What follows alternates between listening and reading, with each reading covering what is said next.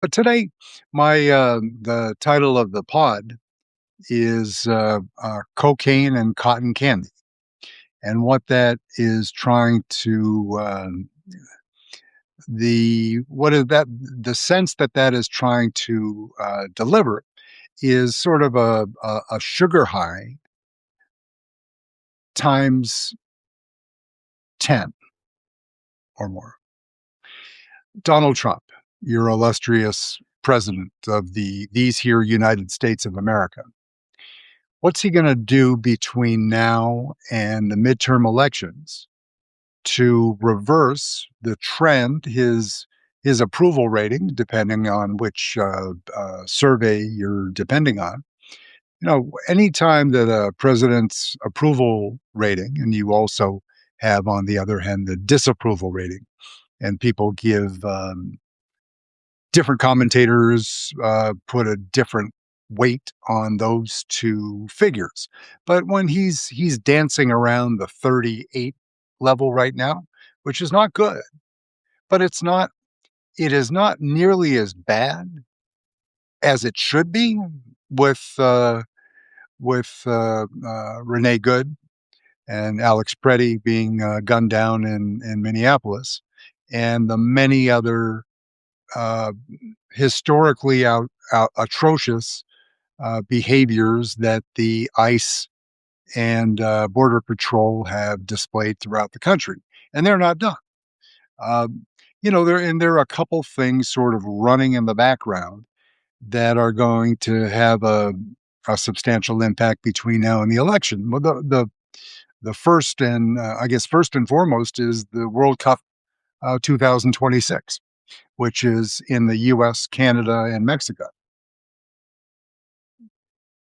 It's spread around the United States, and some of the games will be played right here in the beautiful Commonwealth of Massachusetts.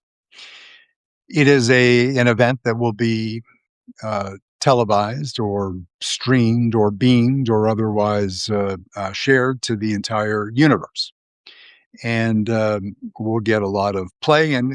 And Trump knows on one thing that Trump, like the feral animal that he is, he realizes that this is a kind of a very that's a very difficult time for him if he intends to continue with the immigration enforcement and the removals and the violence and the inhumane treatment of children and the elderly. And it's just all bad. Again, all bad. His approval rating should be in the 20s, but there is a slice, bigger than a slice of the American public. The MAGA faithful is holding strong, supporting him, even with the repulsive behavior, and it's deeply concerning on a human level that there are those amongst us or among us that would countenance that kind of behavior towards other human beings, be they American citizens or recent arrivals, and particularly for this year, visitors from other countries. The visitation from a tourism point of view, as I've shared before. I'm involved in the hospitality industry, and travel and tourism is important. It's his behavior has been uh, pretty darn good for Europe and other parts of the world because people are happy to go out. People that were planning on trips to come to the US are going elsewhere. The Canadians who, you know, almost with religious fervor support our economy, like the brothers and sisters that they are or were, because Trump has done a great deal to damage that relationship. We'll be able to fix it eventually, but the uncertainty of a Trump. But if we don't, um, figuratively speaking, stomp quite forcefully on this rising fascism and Nazi apologists, that are part of the MAGA movement, if we don't suppress that, we're going to be having trouble for a long time.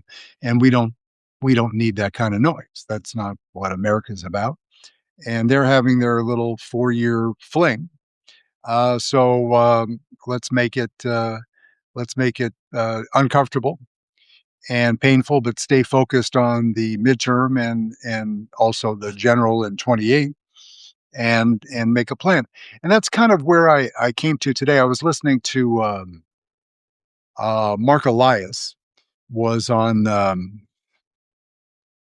Dahlia Lithwick's Slate podcast, which is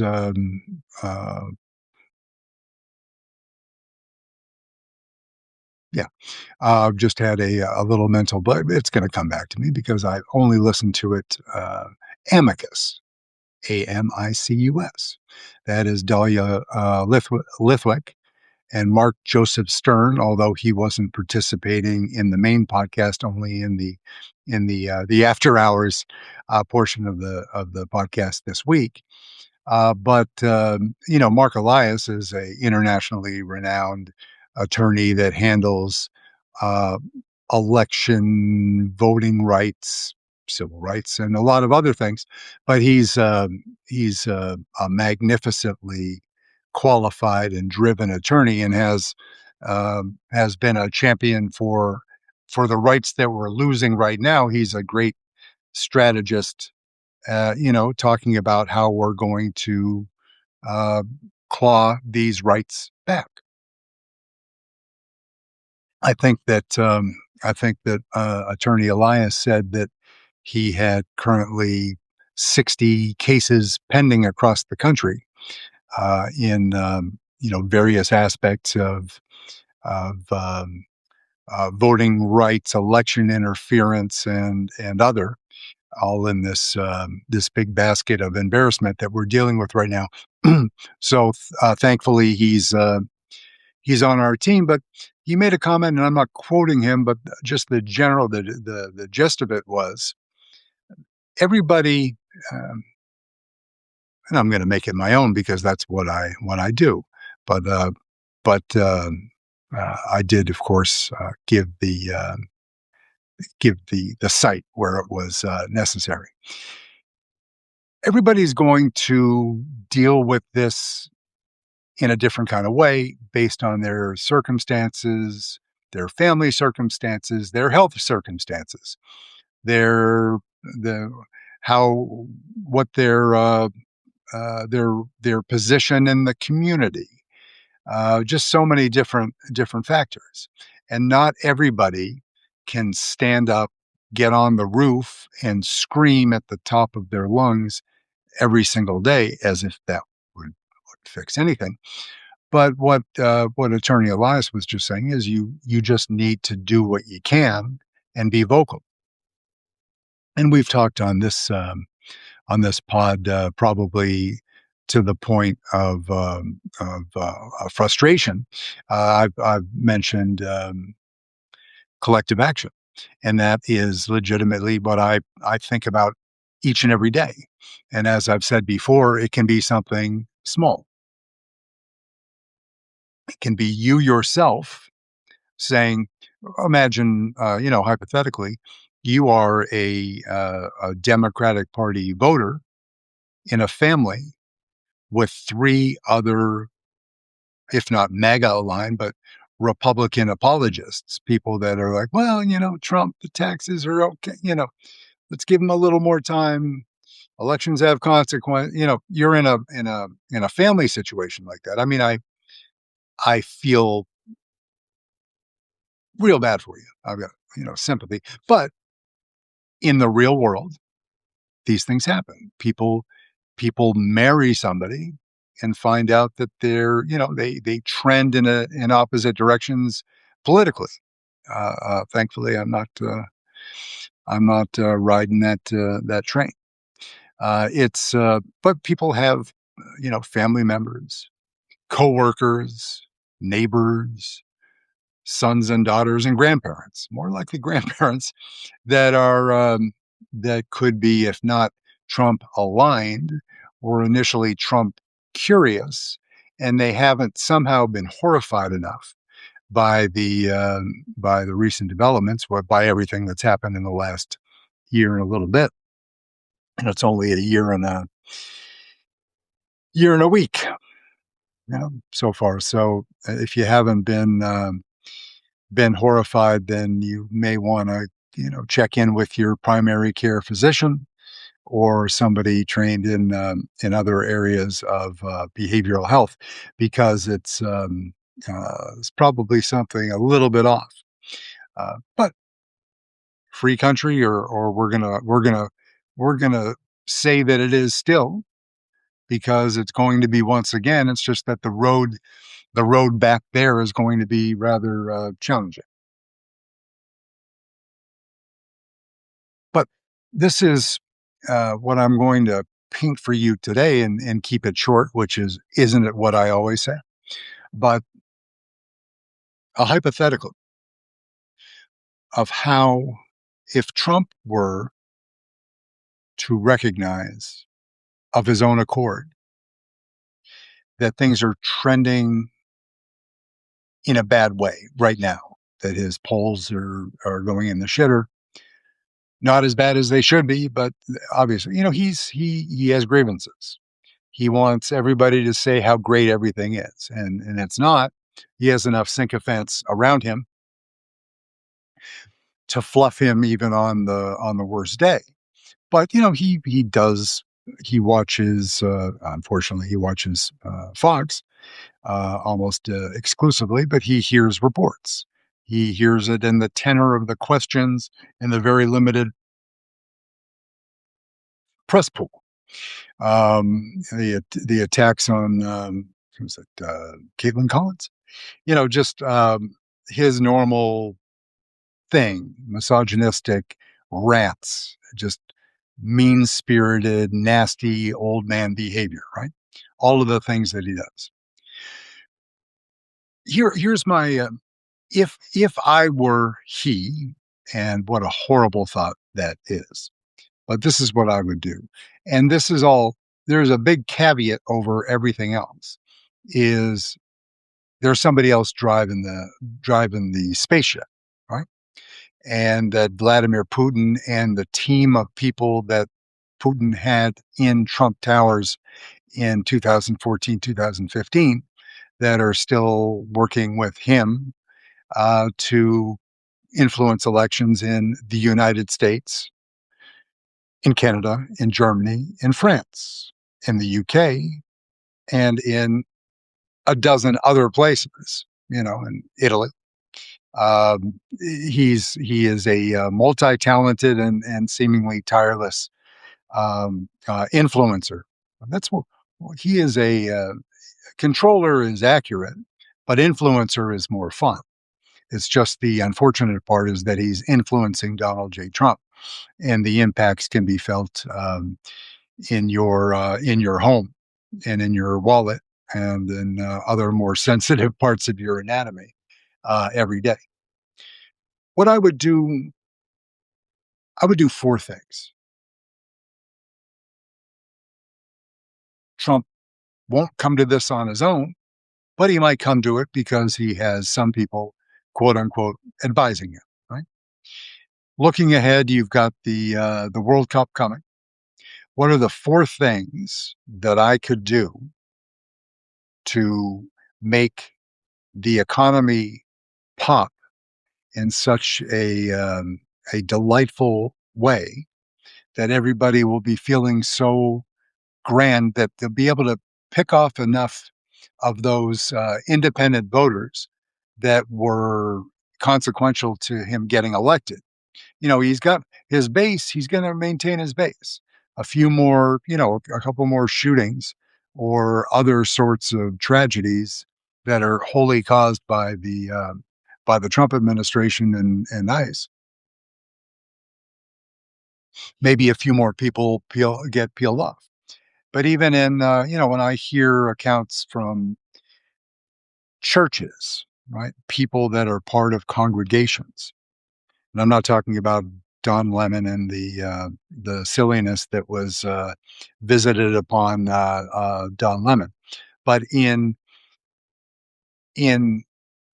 southern states, in Trump districts, in churches that are, Christian or Catholic, but, Christian churches, that, people that are starting to run out of, they don't want to give Trump any more rope.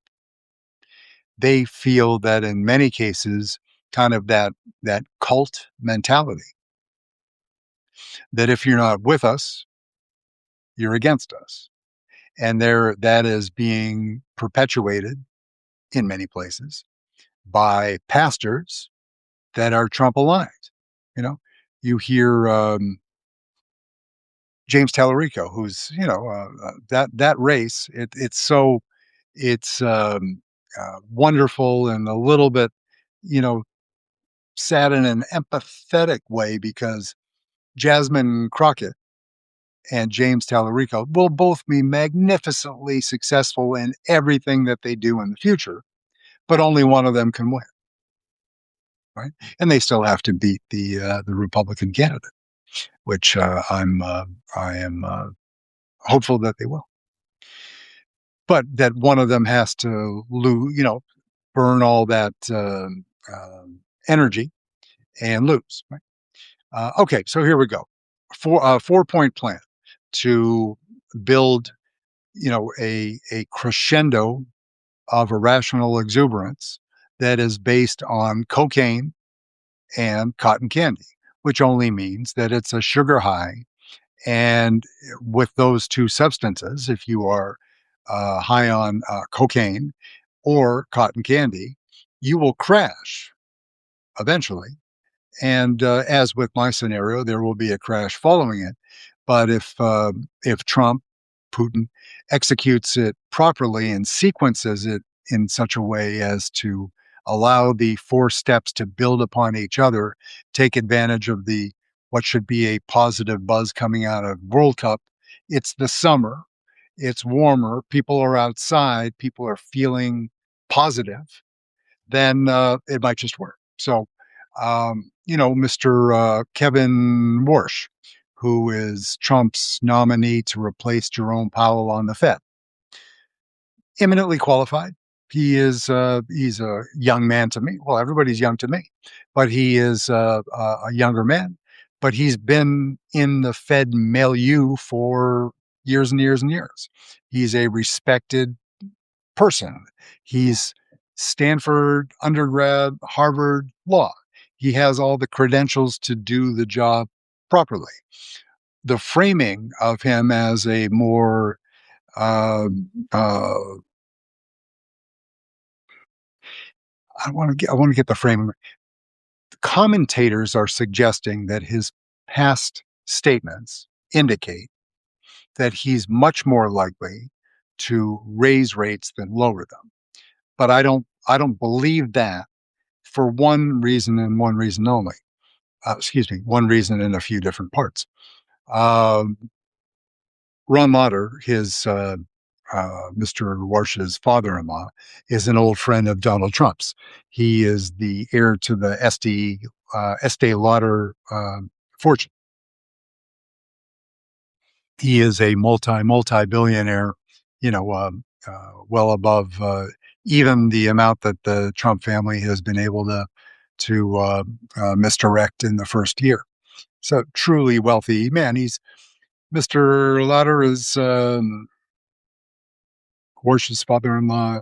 Ron Lauder is 82, 3, 4. I'm just guessing. He's somebody that's, if you watch business news, if you're in that news feed, as I've been for seems like a million years, he's a guy. He's a leader of an industry leader.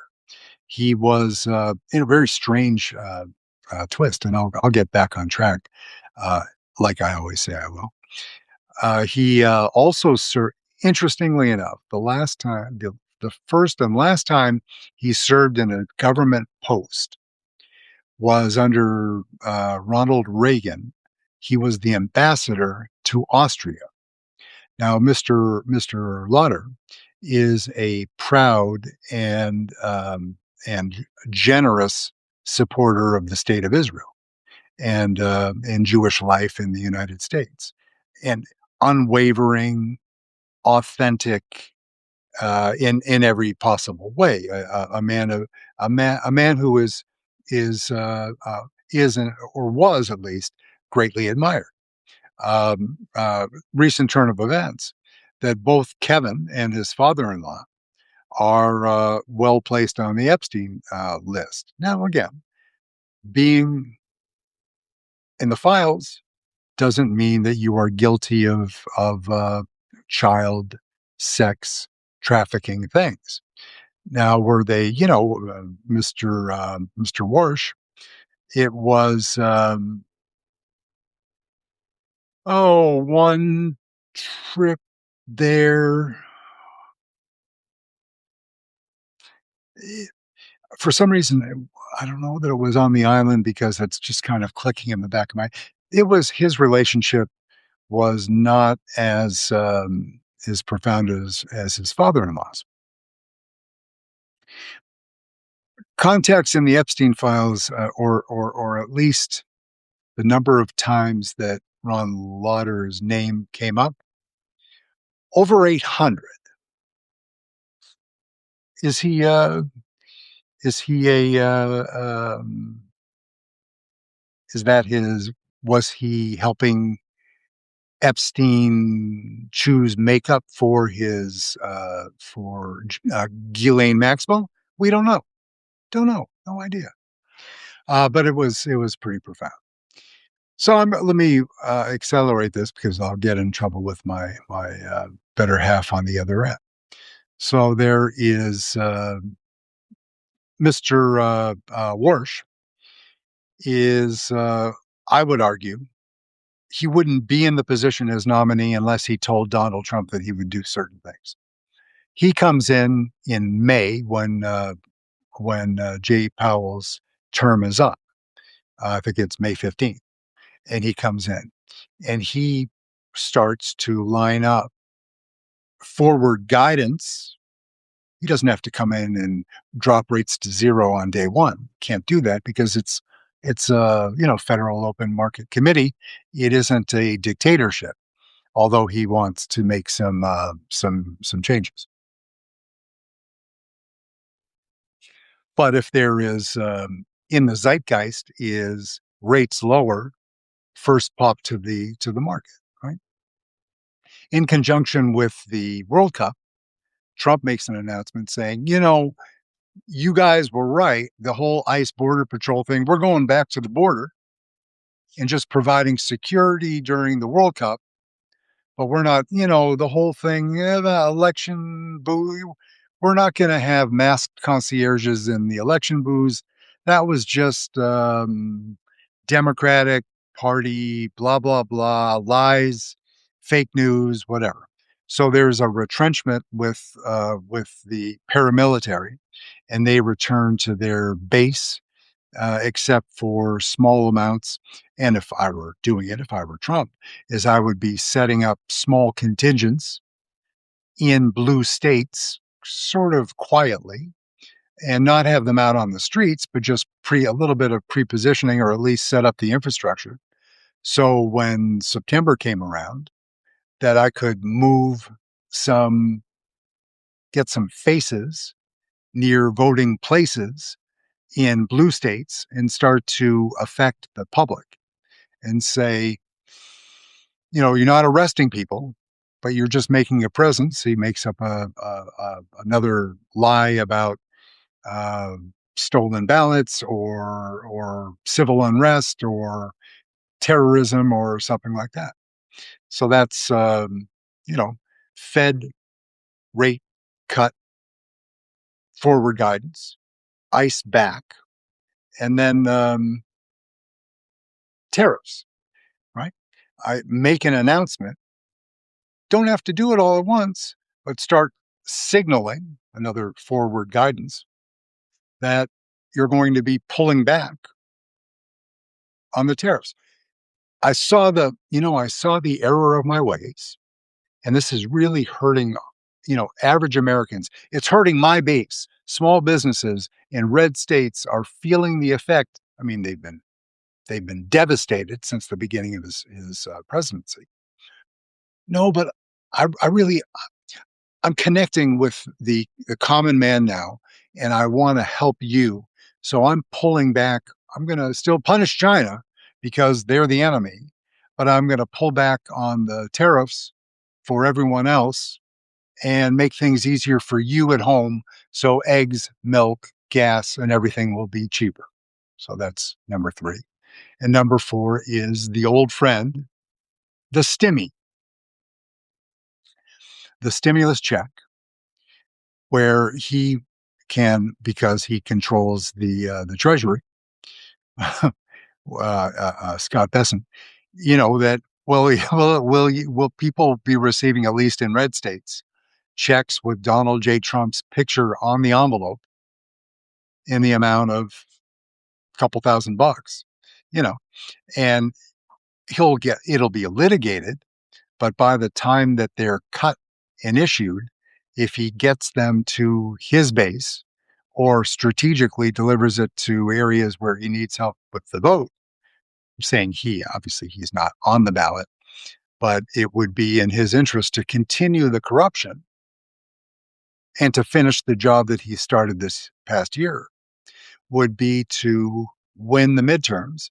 And then the Democratic Party will have, again, no power for 2 more years. So, from a strategy point of view, that would give him clear sailing until the end of his term without any risk of there being any investigations by any legislative body, and the Supreme Court remains, there is supplicant doing what he says. They'll keep chipping away at voting rights so that things are easier for them in 2028. And everybody in MAGA land is happy. Now, doing these things, transparency. What does transparency mean anymore? Everybody sees in plain sight what's happening in Minnesota. If you're watching on Fox, you're getting a much different view of it. But what happens when people that are sort of middle of the road, independents, see the four-part plan on every channel, and your stimmy check just came in the mail, and it's 1 month from the vote. It's you're in the first week of October, and the Dow. I was joking this morning. The Dow hitting new record highs. Dow, the least important measurement of anything, except guys will tell you of the size of whatever they're carrying in their speedo. Unimportant. Dow, an index made up of 30 stocks, tracking stocks that are less important to the overall economy and price weighted. Right? It doesn't mean anything. It's the index that Trump loves, just like my dad connected with it because they are of a certain age, born in 40s and 30s and 40s. But it doesn't really mean anything. But if everything that the independent voter hears is new record highs on NASDAQ, S&P, and Dow, interest rates on your home equity loan dropping, stimmy check received or checks in the mail, and ICE, even the subversive Democratic press machine has to admit that there is less violence in the streets of America because all of the ICE agents were given a couple months off. So why don't in that case, why don't we just give give Donald another chance? Maybe he's Maybe he's really come around. Maybe he's telling the truth this time. He wouldn't do that to us again. And then, of course, the day after the Wednesday after the first Tuesday in November, he can have everything prepared with one button to turn the dial back up to 11 again. And the interest rate part is very difficult because you can't control that with a dial. And once inflation builds with a a a drop in the rate that is not supported by the current rate of inflation and the employment picture, then you're going to have a big problem. But the real impact of that crash that will come after the sugar cocaine high won't be felt for a period of time. And we don't know what that means. Is that, will it not be a year? Will it be a little, you know, those are things we can't control. So there's my 4 point plan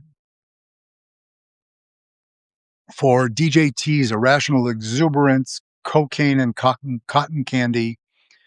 Let's fool them again.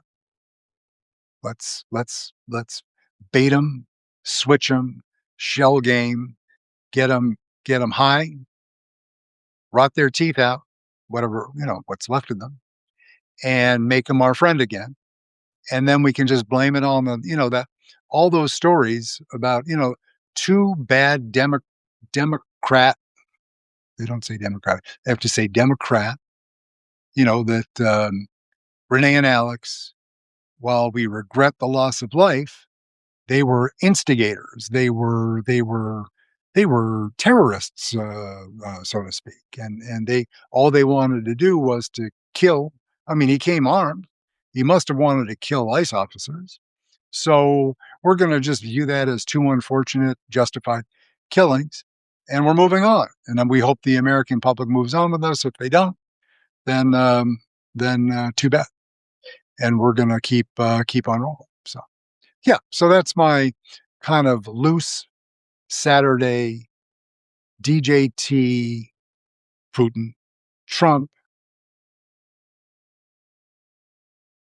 4 point plan to fool the electorate enough to win by the narrowest of margins in the midterm elections and maintain power, and to be able to keep ripping off the American public and banking more money for my children, his children. So yeah, thank you. And we'll try to do something tomorrow if I don't get too caught up in Super Bowl fever. And wishing you all a beautiful night. And thank you very, very much.